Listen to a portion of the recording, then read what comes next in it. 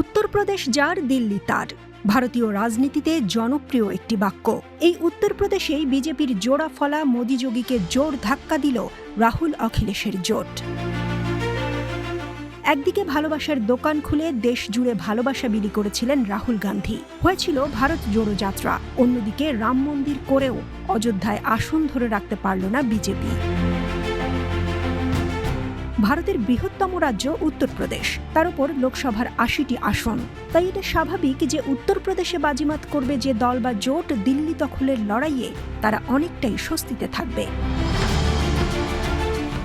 মঙ্গলবার বিকেল পর্যন্ত দেখা গেছে উত্তরপ্রদেশ অর্থাৎ হিন্দুত্বের গর্ভগৃহে গেরুয়া শিবিরকে আরও অনেক জায়গায় ভালো রকম ধাক্কা দিয়েছে এসপি ও কংগ্রেসের জোট।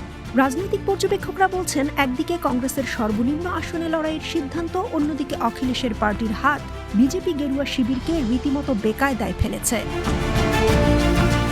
এমন ভরাডুবিতে বেকায়দায় ভারতের প্রধানমন্ত্রী নরেন্দ্র মোদী।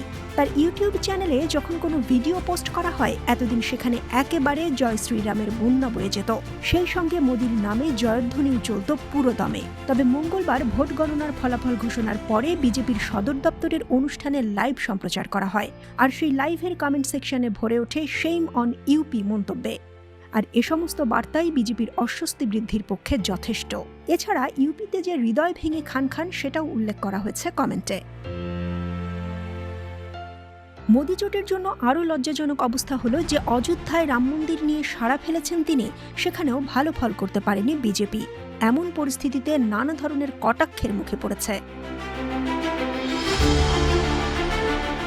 নির্বাচনের ফলে স্পষ্ট ইঙ্গিত, তৃতীয়বার নরেন্দ্র দামোদর দাসের হাতেই ভারতের ভার দিতে যাচ্ছে জনতা। তবে এবার বিজেপি সংখ্যাগরিষ্ঠতায় পিছিয়ে।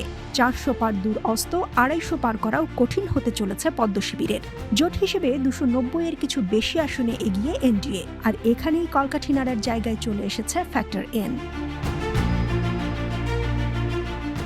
এদিকে ভারতের সাধারণ নির্বাচনে বিজেপি এবং এনডিএর বিজয় দাবি করেছেন নরেন্দ্র মোদী। মঙ্গলবার সন্ধ্যার পরে নিউ দিল্লির বিজেপি সদর দপ্তরে একটি সমাবেশে তিনি বিজয়ী করার জন্য দেশবাসী ও এনডিএ সমর্থকদেরকে ধন্যবাদ জানান।